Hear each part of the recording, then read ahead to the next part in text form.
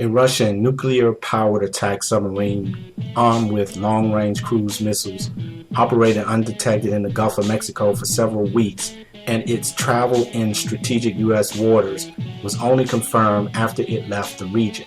It is only the second time since 2009 that a Russian attack submarine has patrolled so close to U.S. shores. The stealth underwater incursion in the Gulf took place at the same time Russian strategic bombers made incursions into restricted U.S. airspace near Alaska and California in June and July, and highlights a growing military assertiveness by Moscow. The submarine patrol also exposed what U.S. officials said were deficiencies in U.S. anti-submarine warfare capabilities. Forces that are facing cuts under the Obama administration's plan to reduce defense spending by $487 billion over the next 10 years.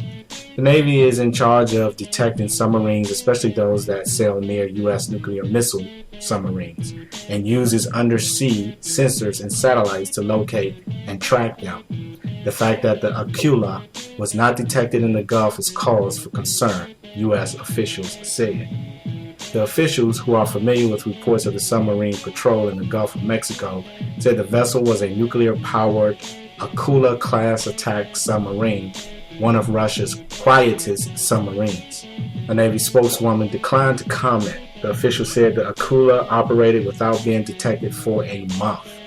The Akula was built for one reason and one reason only: to kill U.S. Navy ballistic missile submarines and their crews, said a second U.S. official. It's a very stealthy boat, so it can sneak around and avoid detection and hope to get past any protective screen a boomer might have in place, the official said, referring to the Navy's nickname for strategic missile submarines.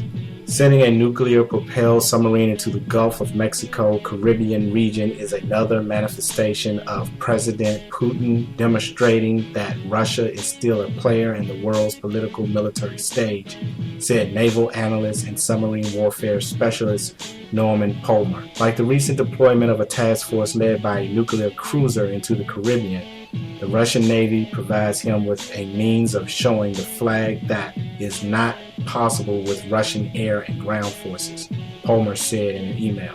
The last time an Akula submarine was known to be close to U.S. shores was 2009, when two Akulas were spotted patrolling off the east coast of the United States.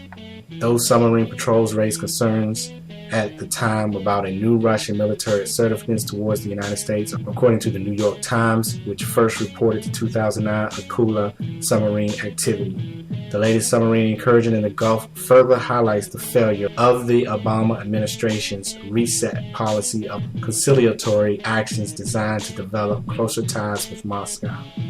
In June, Russian strategic nuclear bombers and support aircraft conducted a large-scale nuclear bomb exercise in the Arctic. The exercise included simulated strikes on enemy strategic sites that defense officials say likely include notional attacks on U.S. missile defenses in Alaska. Under the terms of the 2010 New START Arms Accord, such exercises require 14-day advance notice of strategic bomber drills and notification after the drills end. No such notification was given. A second alarming air incursion took place July 4th on the West Coast when a Bear 8 strategic bomber flew into U.S. airspace near California and was met by U.S. interceptor jets. That incursion was said to have been a bomber incursion that has not been seen since before the Soviet Union collapsed in 1991. It could not be learned whether the submarine in the Gulf of Mexico was an Akula-1 type submarine or a more advanced Akula-2. Russia delivered one of its Akula-2 submarines to India in 2009. The submarine is distinctive for its large tail fin. Brazil's O Estado de São Paulo reported August 2nd that Russia plans to sell Venezuela up to 11 new submarines, including one Akula. Russian Foreign Minister Sergei Lavrov said Moscow's military is working to set up naval replenishment facilities in Vietnam and Cuba, but denied there were plans to base naval forces in those states.